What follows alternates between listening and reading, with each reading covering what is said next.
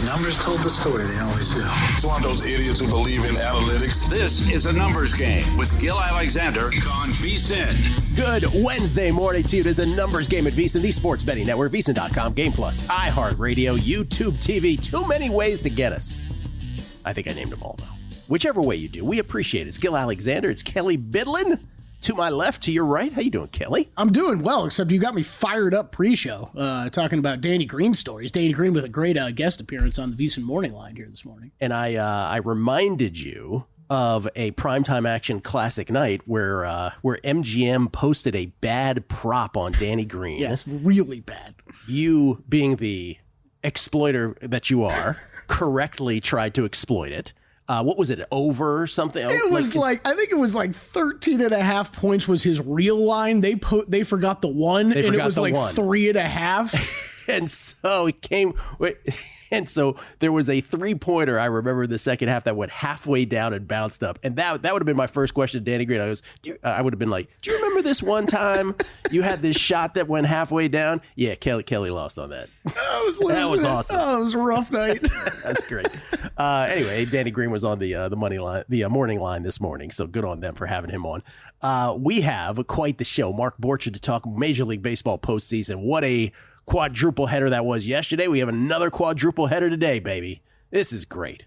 If necessary, quadruple header tomorrow. But, any facsimile of. We could have no games tomorrow. We could have 4. We could have everything in between. Then our NFL power rankings coming up. And, I like this. Win total Wednesdays, baby. Ooh. This is, because people are like, win total Wednesdays. Adjusted season win totals, my favorite 3 that currently exist. And I kind of love them. I got 2. I think I'm thinking the same line as you, though. Do we match on any? We didn't match on any. Okay. But right. I think yours I considered heavily all of them. Oh, thank you for doing so. And then in hour number 2, not only Jason Weingarten, but Aaron Schatz, FTN Chief Analytics Officer, not Chiefs Analytics Officer. He doesn't work for that team. Chief Analytics Officer, CAO they call him. The founder of Football Outsiders, now works at FTN, the creator of DVOA. He comes quarterly on the show during football season. And since we're through 4 games, it's 17 now, so it's you can't really do it exact. But he'll come on to give us his quarterly report. I'll talk to him about, through the prism of DVOA, who's the best, who's the worst, what units have stood out this far. But he's also an awards bettor. So we'll get his preliminary thoughts on that. If he's thinking anything, it's always you've got to see what we can pry out of him. An awards voter. Awards voter, pardon me. The one guy who did not vote for Lamar Jackson for MVP last year. Yeah, and look, going back to our conversation last week. Yeah.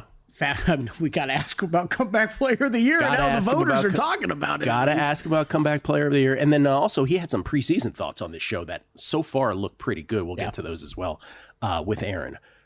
First of all, can I ask you a random question real quick? I'm sorry. Win total Wednesdays. Yes, sir. Of all the time you and I have been working together now. Yeah. What's that been, 8, 9 years now? No, we're like solid 6. Okay. Adjusted season win totals. I don't think since the legalization of sports betting and the expansion nationwide here in this country, I don't think there's a single market that I've seen you get more excited about than when we first started talking about them. Well, does that still hold true today? It still holds true because, again, and I don't want to, if I've said this 100 times, it's before people listen to Betting Dork and Beating the Book on the podcast side and on a numbers game early on in a numbers game before the legalization. I used to refer to something as a stock market like thing that I do off the grid, right, which is the best betting vehicle I've ever been involved with, which was a Lehman Brothers. This was a Wall Street thing that was the most heavily participated in thing that anything internally at Lehman Brothers. And I was fortunate enough that they included me in this. As others were from outside of Lehman Brothers, but it was adjusted season win totals, but with a buy price and a sell price. And the markets were made by actual, Wall Street guys who knew what they were doing. So it was really tough. So, and 1 year I would be the best, 1 year I'd be the worst. Like it was college and pro, different market maker for each some years. But anyway, then when legalization happened, I'm like, this is the greatest thing ever because you could see the mistakes they made. Some people will remember the first year they did, the first week. They adjusted the Broncos 3 games up when they won a game they were supposed to win in week 1, right? So there's all kinds. Now they're better at it now, but I have 3 that I love. coming up. I'll never forget it because Gill's face. I feel like the first time I brought it up, I'm like, hey, we have adjusted seats. He's like, here in Vegas, like we can bet this. It's the so greatest. excited. Real quick though, Major League Baseball yesterday, 4 games went 2-1 on the picks, and therefore 2-1 in terms of advancing towards the series plays because those matched. First thing in the morning, hit Detroit as a dog with Tarek Skubal doing his thing. 6 innings strong, didn't give up a earned run on 4 hits, 6 Ks against 1 walk, and then the Tigers did their signature mix and match the rest of the way. It got hairy at the end. The Astros left the bases loaded in the 9th, down 3-1, and Brisky got out of it. Jason Hayward with a on the screws rocket, but right at first base, and that was the end of that. Tigers hold on. So we get that one. Though it was quickly followed by the loss of the day. The Orioles lose to the Royals 1-0. The Orioles completely waste a great Corbin Burnes start. Corbin Burnes, 8 innings of efficient pitching on 84 pitches in 8 innings. Gave up 1 earned run. That was all it took. 5 hits, 3 Ks, 1 walk. Reagan's was great for the Royals. He gave up no earned runs in 6 innings. 4 hits is all he allowed. 8 Ks, and did not issue any free passes. But Burnes, this was you got to take advantage of that if you're the Baltimore Orioles. And the one time in the 6th inning where Bobby Witt Jr. came up right with a runner on second with 2 out, that's not the guy you want up there if you're the Orioles. And of course, Bobby Witt Jr. cashed in on it, and that was the only run that the Royals needed. If you are a Baltimore Orioles fan, which I was my entire childhood, growing up in D.C., where we didn't have a team during my childhood, too young for the Senators, too old for the Nationals, so we were all Orioles fans. This is a franchise that has won 2 postseason games since the Robbie Alomar Orioles of the 90s. And that was the Jeffrey Mayer 1996 team, and then 1997. They've won two postseason games, and the only 2 were in 2012. So they haven't won a postseason game in over a decade. And this is a very frustrating team because they have the farm system. They could have gone for it. They kind of got a free pass last year. People are like, oh, they did well. They don't have to do any better than they did. Got swept by the Rangers. And then here they are, and I don't know. Maybe they get swept out today too. So we lose on the Orioles. Didn't have anything involved in. I didn't have a bet on the Mets. Brewers. Mets absolutely looked great offensively. They double up the Brewers 8-4 in that ball game after trailing 2-0, and then they got a 5-run 5th for the Mets after they trailed 4-3. Just a good performance by the Mets as they carry over their momentum. Did hit the Padres though for the 2-1 performance yesterday in the betting because the Padres behind Michael King, wow, 7 innings, scoreless ball, just gave up 5 hits, 12 Ks against 0 walks. By the way, the Braves struck out 15 times in all. Oof. Jason Adam with the striking out of the side in the 8th to add to that. 15 Ks for the Braves. Again, the travel for the Braves after the doubleheader with the Mets right to San Diego cross country. That worked out nicely for the Padres, 4-0. So today, and by the way, I have those same teams in the series, this best of 3 wild card series. I have the Padres, I have the Tigers, and I have the Orioles. So 2-1 on the way there so far. We'll see how it shakes out. Again, we could have 4 sweeps like we did last year today. We don't know. Only play I have today is the Tigers. I do have the Tigers. Plus 157 with Holton on the mound going up against, again, who's he going up against with the, I'm drawing a blank now. Tigers taking on the Astros, and it's going to be Brown for the Astros. Yeah, so Holton is the play for me. Plus 157 is too much of a number, in my opinion, even though Holton's advanced stats not quite as good as his conventional stats, but his conventional stats are otherworldly, so still a good pitcher. And plus 157 is way too good of a bang for the buck not to play that. So that's my play. That's the first of the games again today. All right, Devontae Adams, real quick because we want to get to Borchard. Devontae Adams, Raiders looking to trade him, and there's all kinds of speculation as to what would be the most. We looked for lines, what his next destination could be. They don't exist. Yeah. But here's the speculation in sports talk radio, right? And we'll just do quick association. Kansas City Chiefs. Sure, sounds like a great plan. Yeah, great plan to trade him to a team in your division. Yeah. This is like the overall Twitter reaction yesterday where I'm like, I agree with everybody on Twitter. Your team would be better with Devontae Adams. That's right. Chiefs are in their division. Chiefs have won, I don't know if you've heard this, but back-to-back Super Bowls. Probably don't want to trade him there. Okay, so Matt Brown and I had the quick conversation yesterday. We're hearing the asking price starts with the second rounder, right? The Chiefs, are they even in consideration, or what does that asking price start with? It's got to be way more. For the Chiefs, it might be more than every other team. It has. But I don't think the Raiders should not consider that. Yeah, I wouldn't either. By the way, Devontae Adams is also on the wrong side of 30, and he may not be the guy we all remember him to be. The Jets is the obvious choice with Aaron Rodgers. Aaron Rodgers loves himself some Tay, as he calls him. Mm-hmm. But do the Jets, does that knock Lazard out of the sort of wide receiver room, if you will? He's been good. Right. So does that improve you tremendously? So this was, I think it's been talked about enough. I think that the connection between those two is so obvious that I would expect the Jets to be involved. And they do have the cap room. Cap room does come into play into this conversation a little bit, but they have the room to bring him in. Matt Brown, I spoke for 4 minutes about this yesterday, but he brought that up. He's like, is wide receiver really the problem for the New York Jets? No, that's my point. Not, yeah. That's my point. But Aaron Rodgers runs things, so he'll get his way, even if it doesn't make sense. That's why I think they'll be a player. The Bills seems like a really good spot in terms of a need. The Ravens, good spot in terms of a need. Yeah. Bill Barnwell is making the case that it should be Washington. My viewpoint on that is Washington is not a wide receiver away from winning the Super Bowl, and certainly not one on the wrong side of 30, because by the time they get there to that point that they could win a Super Bowl, he'll be even older. So I don't know if I love that, even though Barnwell thinks that's the perfect destination. Borchard on baseball next.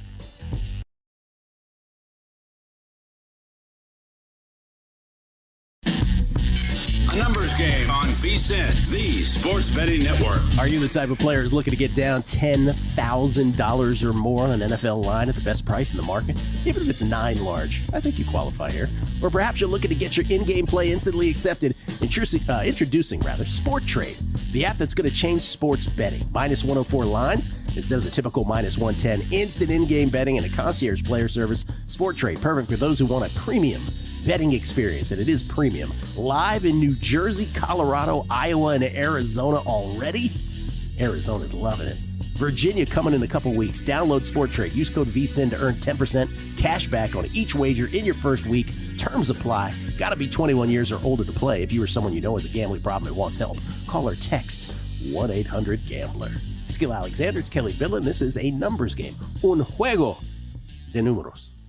Muy bien. My guy yesterday wanted me to change from partido to juego, so I did. And when you first dropped it, I did wonder why we were going with juego, but we got the whole explanation yesterday. Well, don't give me that look. Again, spent time in Spain.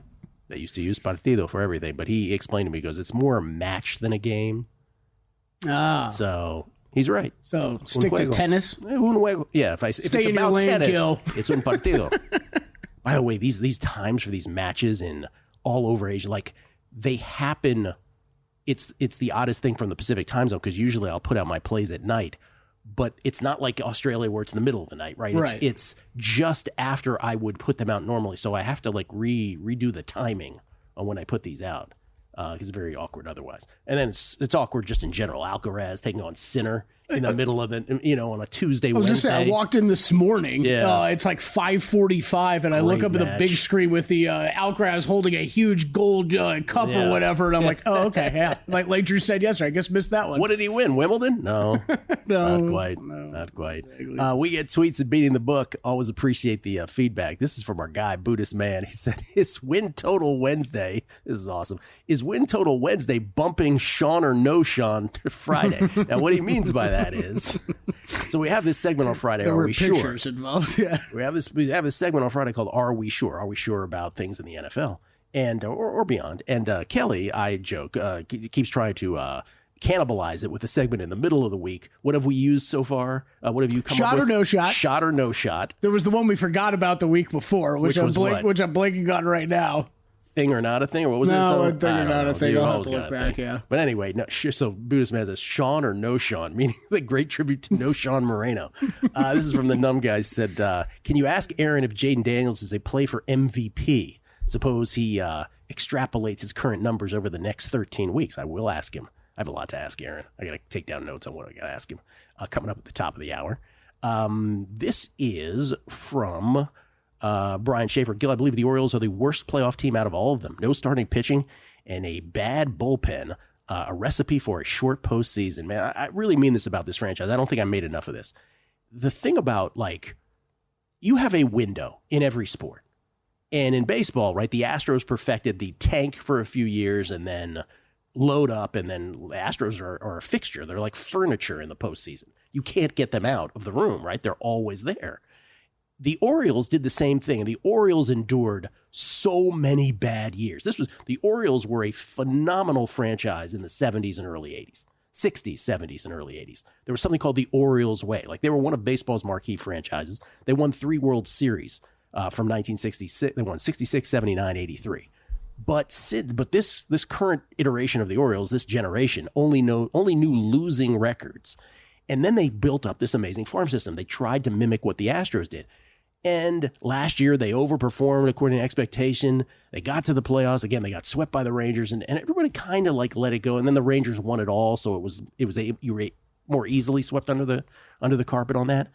But like you had to, at the trade deadline this year, you had to make a move. Like, unload some of those guys to try to win. Here's the object, Kelley. I need you to lean in. The object here is to win a World Series. No, I don't know if you know that. That's the object. The object is not to, just have this shiny thing that you don't want to. I love having this great farm system year after year. No, try to win some. Now, they could come back, right? They could come back, win this series, and make some noise. But Brian Schaefer might be right. They may be done today. I'm gonna give him a shot for one reason only. Joe. Yeah. I'm gonna back up for this one a little bit. Okay. Mount Castle. Yeah. Well, they got pinch hit for it later. He was not good yesterday, though. MX Square Bettor. So when does NL Rookie of the Year settle? Regular season over? Do you think there's a chance we could have co-Rookies of the Year in the NL with Maryland Skeens? I think the votes are in as of yesterday, if I'm not mistaken. So it is a regular season award. There is no, like, if Merrill does anything now, the votes are in. As far as I know, I'm pretty sure about that they went in yesterday. And we won't know. That's a great, by the way, this is one of the toughest things to figure out is the MLB award schedule, because it often doesn't come out this early. So again, that's the thing. We know we didn't know the 2023 award schedule till much later, but it will be after the World Series into November. It will only end close to Thanksgiving. So somewhere in that pocket. That's how long you have to wait to find out. Yeah. But I will promise you that the MLB Network will telegraph the past that night, because giving the award for National League Rookie of the Year, they'll be like, Matilda Skeens, right? Like, I'm just coming up with his name. I have no idea if that's his name, if that's his mom's name. I'm just going to I used to use Gertrude, right? It'll just be like so telegraphed that night, and they'll milk it for 2 hours. Mark, could you join us next segment? You want to power through some power rankings? Let's do some NFL power rankings. Okay, all right. Let's plug it in, power it up. There we go. Boys are on top of it. See Mark set up right now. Hang with us, Mark. Yeah. 105 WAVA. Is that a station that still existed, DC? That was way back in the day. Was that a real one? Yeah. Okay. I can't tell when we're making up ones. No, I always try to do a real one. Okay. That was DC 101 last week was a real one, and the Bone in San Francisco is a real one. But I don't know if WAVA was classic rock. Anyway, did we say enough about Devontae before we got into this? I feel like I just want to say from the Washington perspective again. Do you get what I was saying? Like, there's some, Bill Barnwell at ESPN did a great piece on all the possible destinations that make sense for Bill Barnwell. And we went through a bunch that have wide receiver needs. But he landed on Washington. It's an NFC team. The Raiders wouldn't mind sending him away out of conference. Washington has the cap room. And what better way, Jaden Daniels would immediately have like one of the best wide receiver duos in the NFL. By the way, Devontae would be wide receiver 2, just in case y'all are wondering, because the incomparable one is on the other side. That's great, but you're not winning a Super Bowl this year. Let's not get that crazy. Too young. Too young. You still need that draft capital. So you're not worth it. I'm not really excited. I don't want that. Right, like as a Washington fan, while that sounds great in the moment, and Barnwell was trying to act like it was like a Houston Texans kind of thing. Oh, you have your great quarterback C.J. Stroud last year, you figured it out. Yeah, Jaden Daniels, same thing. I was like, nah, not this. No. And they got Diggs. Like, oh, yeah, but they got Diggs a year late after they got to the playoffs. Anyway, NFL power rankings. I got the Niners number 1 still. And they got players back. Obviously, everybody but CMC. Look, Christian McCaffrey, bilateral Achilles tendonitis in both legs is what that means. What? Yeah, both legs. So, by the way, this is also one of these weird media things. John Lynch said this on KNBR in San Francisco last week. Nobody picked up on it. And then this week, it became like a firestorm of news. It's like it's already out. Can I pull a Gill real quick? I had knee tendonitis while I was playing football in high school. Yeah. Between that and overall laziness, it ended my career. Well, I never say it ended my career. No, I don't. So you talk about the Achilles. Okay, I'm talking tendonitis. You took it one step too far, though. I still got the Chiefs at 2, but the Chiefs is tenuous at 2. Yeah, that's shaky.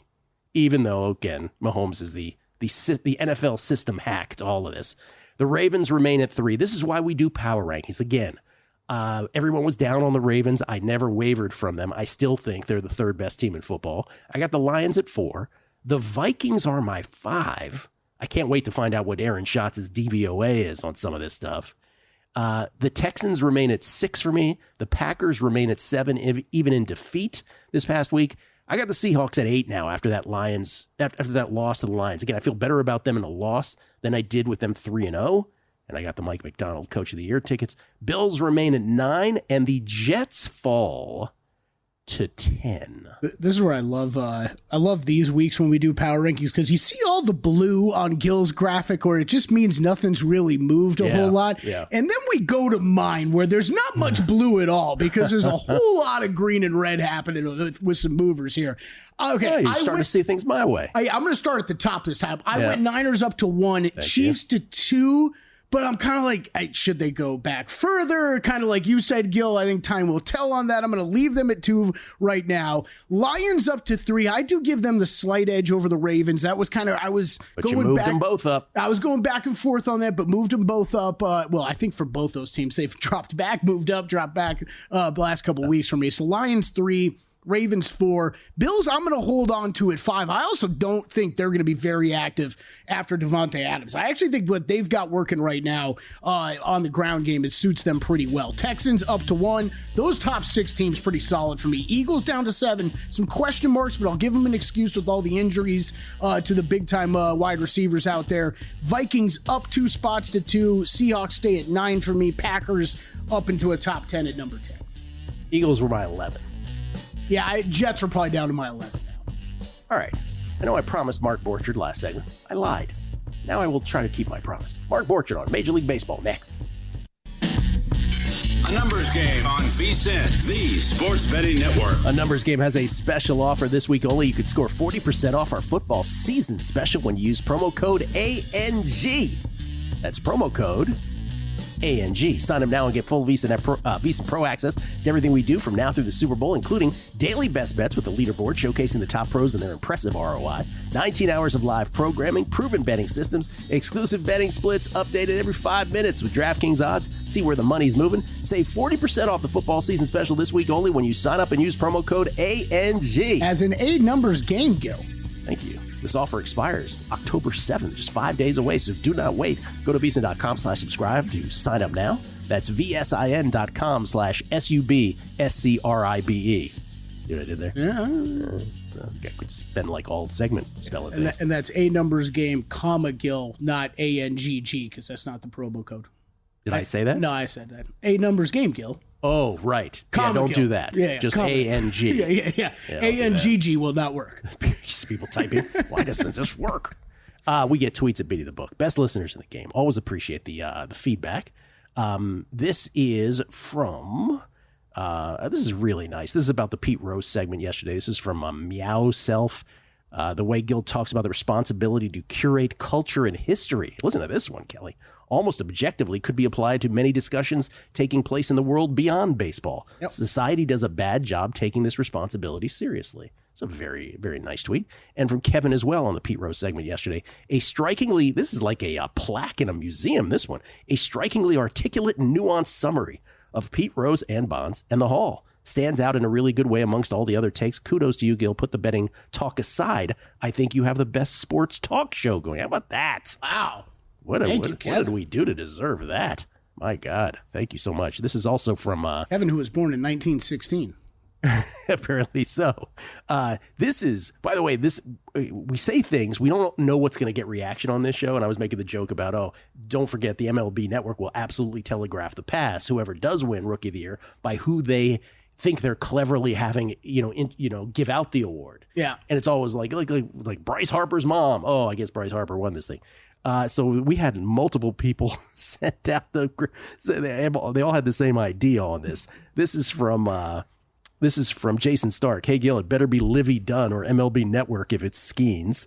Sam Ginsberg, I heard Olivia Dunn is presenting NL Rookie of the Year, National League Rookie of the Year. And then Brian M. Everybody had the same joke. MLB should get Olivia Dunn to give out National League Rookie of the Year, then have it be someone other than Skeens. He said, a little curveball. He wanted to throw in there. I saw again yesterday, $4 million a year for her in NIL money. $4 million. By the way, that's Skeens' girlfriend. Last we heard. That's Skeens' girlfriend. So, and then Jimmy Lopez. I just tried the promo code ANGG and it did not work. Will un partido de números work if I try that? No, it will not. And then let's see. There's some others here that I want to get to. Samuel Ciari says, after a special ANG investigation, the idea is to win the World Series. Exactly right. Thank you all for all your tweets. We'll read more coming up on the show. What do we do in this segment again? I always forget. We've been leaving Mark Borchard hanging on the line for that's right. Mark roughly Borchard, 12 minutes now. Because Mark Borchard was supposed to be the last segment. Now he's this segment. Mark Borchard joins us from an undisclosed location somewhere in the desert. You can follow him on Twitter at BaseWinner, BaseWinner.com. He's got the Bet US Baseball Show. And, of course, he comes to us now courtesy of the Progressive Guest Line. Mark, best time of year, isn't it? Yeah, this is really cool. As much as it's somewhat random because you got these 3-game series, you can't beat the excitement. That's for sure, Gil. Can't. Did you do well yesterday? Who did you have? I had a pretty good start. I was really heavy on the Padres, which I'm going to be again tonight and probably throughout the playoffs. And then I got off to a decent start. That was the only real play that I had, and then I had the Mets series play and the Royals series play, which I thought had value. And the Mets is more of a hedge because I have the Brewers to win that National League and the World Series. But I don't think they're going to get there, Gil. You don't think the Mets are going to get there? The Brewers. I don't think the Brewers are going to get there. I think that they've really.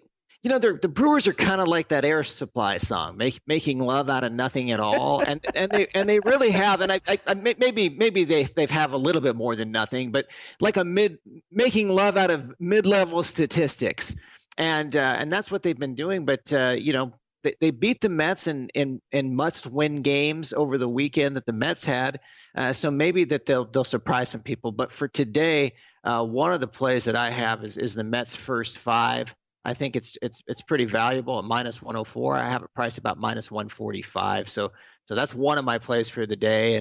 And although with these futures, when you have these big futures, you're almost like rooting against a play when you make this. But you have to. I think at some point you have to hedge when you have these bigger plays, Gil.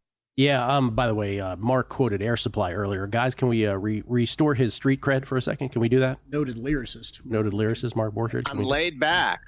Got my mind on my money and my money on my mind. Thank you very much, Mark Borchard. Well, I'm diverse. I can, and I did a little bit of Ian Anderson, Jethro Tull yesterday because I thought Jethro Tull or Ian Anderson was going to be the starter for the Braves. Wow. So I'm diverse as far as that goes, Gil. Jethro Tull reference, everybody, for those 60 and over on the show. Okay, let me just ask you this. I am on the Tigers today. Now, the Tigers are doing the old mix and match, right? Holton is starting, but this is the most amazing thing about this baseball team. Again, they have 2 real starters, and then it's a goulash model, as Todd Wishnev would say, right? They just are going to patchwork things together. I talked a little bit about this with Spory yesterday. It makes them a fascinating baseball team. A la San Francisco Giants 3 World Series titles early last decade, a la Kansas City Royals, where they sort of worked from the back to the front when they won their World Series midway through the last decade. And I just, I think about those as sort of the precursors to what the Tigers are doing, because the Tigers are doing that on steroids. But from a handicapping standpoint, it becomes a little more difficult admittedly, to wrap your arms around. Would you say that as well? I don't know. I mean, I think first of all, great allusion to the Ray J song, because they are hitting it from the front and from the back. But for me, I think it's a good play here. Reese Olson and Hunter Brown, I have real similar, and Reese Olson's going to be the bulk guy that I have listed. So. I think Detroit's in a pretty good position. I think if they lose, it's an interesting series because if they lose today, I've got the Astros, Kikuchi versus a bulk guy, Casey Mize, favored like severely, like almost like minus 300 on the first five. I think tomorrow's maybe full game price for me is minus 224. So I think it's now or never for the Tigers in this game, Gill. Well, the one yesterday was the one they had to have, right? They got to win the Scooble games. My whole, I have them in World Series matchups, and my whole thing with them is it's just you get Scooble in one game of a best of three. You get Scooble in 2 games of a best of 5 if it lasts that long. So it's just kind of, here's the presumptive Cy Young Award winner in a large percentage of games in those opening 2 series. Now, once you get to a championship series, then it gets dicey. But that's kind of the whole Tigers sort of handicap. And so I do have them today because I think that price, by the way, it's actually 4 cents better now, plus 161 I'm seeing on the Tigers going up against the Astros today. So again, your plays today are... I'll make that a first 5 play. The Tigers. Oh, look at you. I'm going to go first 5 Mets. I think that should be it's minus 104. I think it should be priced about minus 140. And then this one, the Padres first 5. And I also kind of like a little parlay here that pays pretty good. If you go Padres first 5 and then the under 3.5 in the same game, it pays plus 254. And I just think there's some numbers with Musgrove. His stuff plus numbers are like 2 of his last 3 starts have been in the top 10 from the Athletic Stuff Plus number that they put out there. And so I think when he's come back, he's been pretty tremendous. You look at his 4 of his last 5 games base winner ERA under 3, including 2 in under 1.5, so 1.44 and a 1.01 in 2 of his last starts. And then against the Dodgers, he was pretty decent, 3.64 base winner ERA in that one. So I just think we have such an edge in the starting pitching here. Max Fried has the experience, but he's just not scoring as high on the numbers, Gill, as from the advanced numbers perspective. Okay. As the Padres. Okay, so Padres first 5, also the under in the first 5 in that game. And then I don't want to confuse people because we were talking Tigers, and I'm not sure if you meant the Tigers before, if you were referring back to your first bet. What's the other bet? No. I like the Tigers. Okay. The first 5 Tigers should be a pick 'em, and whatever you're getting is probably better than a pick 'em on that first 5. Okay, and your first bet was the Mets again. The Mets, yeah. Okay, full game or first 5? I'm going to play the first 5. First 5 and everything. I think that's a better to isolate it down. Okay, like that. Who's in the World Series, Mark? I think Padres futures are looking really good. You saw King. Wow, he pitched like a king. He pitched like a king last night. And then Musgrove, I cited those Stuff Plus numbers that they're pretty amazing. And Dylan Cease. Show me the rotation that's better than that, Gil. Padres, he's all about it with a Jethro Tull and a Ray J reference. Both of them in one segment. Thank you, Mark. Appreciate it. Gil, my pleasure. Have a great time today. Mark Borchard, base winner. Sexy, can I? We'll come back. More football and baseball next.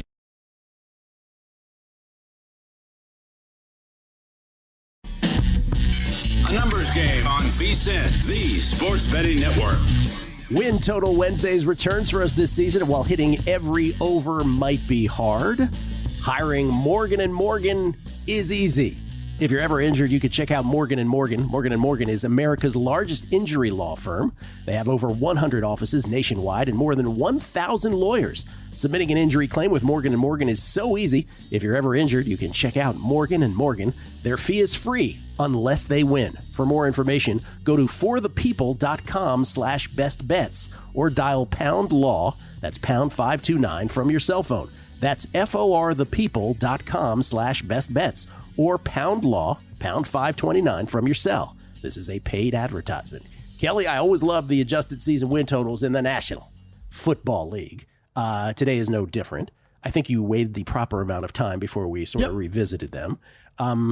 I have 3, you have 2. Do you want to do yours first, or should I do mine first? Let's go with yours, but let's start with that conversation of the timing on these. I do think, as much as we build these up, I think you brought up a good point. I don't think they're really worth looking at doing too much with until we get about to this point in the season. Well, they are if they make a mistake, right? Like if they adjust beyond what makes sense, like that Broncos example that I gave from the first year they had these legalized, where it's like, hey, your win total is 8.5. Oh, you won a game that you're a favorite? It's 11.5. Like literally, they did that. Yeah. Well, and we almost saw this year, because I know they're on your list. This year, we almost saw the opposite. The Steelers started racking up wins, and they weren't really budging on them because we know about what their schedule's like down the stretch, or what we thought their schedule's. All right, I'm gonna do this, and I don't usually do it like, oh, I like this one the best, but I'm actually gonna rank these. Okay. All right. The one that I like the third most is the under on the Jacksonville Jaguars. Jaguars under 6.5, minus 125. That's the price at DraftKings right now. I don't know if you know this, Kelley, but the Jaguars are 0-4. Have you gotten that memo? 0-4 are the Jacksonville Jaguars. Yeah, not good. So they got to win 7 games of the remaining 13 to beat me here. They got to go 7-6. And as I look at this schedule, are there winnable games? Yes, of course there are. And, of course, we always know the pitfalls of doing the whole, okay, that's a win, that's a loss, that's a win, that's a loss, because it's the NFL, for God's sakes. Yeah. But you do have a general sense of, again, they've got to go 7-6. Here are just some of the games they have to play. They got to play Green Bay. They got to go at Philly. They got to play Minnesota at home. They got to go at Detroit. Some of these, by the way, are London as well. There's a London in there as well. But they got the Jets, right, as well. These are opponents. So there's a lot of good opponents, and yes, there's a lot of beatable ones as well, but do you trust this team to have a winning record the rest of the way? Look at that right there. The Patriots game is the one in London, so they don't even get a home game out of that. The Patriots are pesky. The Bears are, so they have back-to-back in London, right? It's Colts this week that are back-to-back in London against the Bears and the Patriots, which are de facto home games for the Jacksonville Jaguars. Hate that. But then look, Packers, Eagles, Vikings, Lions, a couple of those being on the road. Then at the very end there, you still got Texans and Jets, right? Yeah. And do you trust the Jaguars to win the games that they're supposed to win? I'll fade that. I don't think they're going 7-6 the rest of the way. And that's what they'd have to do to beat me. It's under 6.5 on a team that I thought might win this division pre-flop. Yeah, this is the only way I could play anything Jaguars would be under, but I'm a little nervous. Like the next few weeks, right? The next 3 weeks in particular, we're going to know for sure what this team is really like after those 3 weeks. Because maybe they pick up a couple wins here, maybe they're a little bit more competitive, or it's just, oh boy, Jacksonville might be the worst team in the NFL. The one I like the second best, ladies and gentlemen, I'm still under on the Pittsburgh Steelers. I know they're 3-1. I do. I am aware of this. They too have to go 7-6 the rest of the way to beat me, though. Here, keep in mind if they go 6-7, Mike Tomlin still has his winning record. I guess what is that? 6-7 would get you 9-8, right? So they could technically be 5-6-1, and they would still not have a losing record. Yeah, the key is not losing season. But the adjusted win total is 9.5. Listen, I still have the 8 and the 7.5 from pre-flop. 7.5 being me too. Alt season under. I still think those are in play, but the under 9.5 I like because look again. They play this week. They play the Cowboys. Maybe you think they're going to beat the Cowboys. I don't know. Then they're at the Raiders. Then they host the Jets and host the Giants before they go to their bye week. Let's give them a 6-2. Let's say they go 3-1. I want to be like overly generous. Okay. I'm going to be overly generous. Let's say they go 6-2 into the bye. I'm going to jump in real quick. They did not make my list, Gill, because of what you're describing right now. Of I think you could be okay if you wanted to hold off on this bet. Well, that's a good call. You could be, but it's a good call. They also could be 5-3 and they'll miss the boat. Right, exactly. Right. They also could be 5-3 very easily. This game this week might have a lot to do with it, and you could miss the boat on this. But let's just, again, we said this is a gauntlet. Has the gauntlet changed that much? It's at the Commanders. I said it. That's worse than it looked before. Yeah, right. That one got tougher. Then it's home Ravens at the Browns. It's still a division game. It's at the Bengals. We all expect the Bengals to still, be good by that point. Maybe not all of us, but some of us do. There is a home game against the Browns, but it's at Eagles. It's at Ravens. It's Chiefs on Christmas. It's Bengals again. You win in 4 of those last 9 4 weeks. If you go 6-2, I'm giving you the 6-2. I'm being generous. Yeah, Are you going to go 4? Are you going to go 4-5? Are you going to go 4-5 the rest of the way, even if I give you 6-2? No. But if I give you 5-3, then you got to go 5-4. Forget about it. Yeah. So under 9.5 for me on the Steelers. But the one I like the most, and I like those a lot, is the Dolphins under 7.5. The Dolphins, who for all intents and purposes should be winless. But remember, they got that win against the Jaguars because of the that fumble by Etienne on the way into the end zone, followed by the 80-yarder to Tyreek. And it just changed that whole game around. And they ended up eking out the win. But Dolphins under 7.5. So you got to go 7-6 the rest of the way if you're the Miami Dolphins. Tua is out for another 2 games. So we know Tua's gone. Now, do I expect Huntley to be as bad as he was the other night? I really don't. But they got a game at New England this week. They better win that if I'm going to get beat. Because if they lose that, oh boy, heading into the bye, they'll be 1-4. But let's give them that. Let's do the generous thing. All right, I'm a generosity kind of guy on these things. 2-3 into the bye. All right, look at the rest of the way then. Then they've got a little bit of a softer one in the middle there, but it's still at Bills and at Rams with pesky games against teams like the Cardinals and the Patriots. And this is when this is when they get Tua back, right? In these situations. Then look at that last stretch at the Packers, home Jets, at Texans, home Niners, at Browns, at Jets. You telling me they're going, even if I gave you the win against the Patriots at 2-3, are you telling me they're winning half of the rest of those games? Not the way they look now, they're not. To get to the number they have to get to. I love the Dolphins under. Yeah, this was one that I heavily considered as well. Adding to my list, ended up leaving off. The only thing that scares me is we know how good they can look when Tua's there and when that offense is firing on all cylinders. But I mean, right now, there's not much faith in this team. So they were still a bully when they were good. Correct. This amazing team that we're remembering was still a bully. If it was someone their own size that picked on them that was their own size, they wilted. Mm-hmm. So I love the under there. Yeah, 3 those unders. Were almost everyone on your list were ones that I considered. Went with 2 myself for this. 2 different teams too. Cowboys under 9.5. And this one is, a little bit of still the preseason priors we had on this team, Gill, fading them a little bit. But man, these defensive injuries are getting a little scary with the Lawrence hitting the IR. Micah Parsons looks like he could be heading that way as well. We keep talking about, man, you're one CeeDee Lamb injury away from being who's on this offense that can do anything. So when you're still posting a 9.5 win total on this team, that I think is starting to look more and more mediocre as the weeks go on, and as the injuries rack up. I've got major concerns for the Cowboys getting to a winning record. You're talking about getting to 10 wins. I think that's going to be pretty tough with what that schedule looks like down the stretch. Again, we talk about teams like Commanders and Giants, right? And when you're talking NFC East games even, these teams have been better than what we thought they were going to be before the season. So even those don't look nearly as easy on the way out for them. Other team I played, Gill, this is the biggest reaction in the market, right? It is Vikings up to 11.5 on their win total. Ooh. I can only look under when we adjust a team that much. As much as I like this Vikings team, I love what this coaching staff does. Man, this is 12-5 is asking. 12-5 is a lot, and regression you expect to set in at some point down the line here. And some of these teams that I can look at on their schedule that I think are coin flippy games, you just expect some things to start to go against Minnesota. And guess what? My thoughts on the NFC North. Nothing's really changed on the strength of it, except for the Vikings are a little bit better than I expected, right? But they're still going to run into tough matchups with the Lions and the Packers, in my opinion, down the stretch. Adjusted season win totals. One of my favorite markets, not just because I have a history with it, but I do think that books are not quite as good at pricing these or adjusting these as they are to something more static. That they can look at for months, obviously, before the season starts. That should be logical to everybody. We'll come back. Aaron Schatz. So many questions next on the Numbers Game.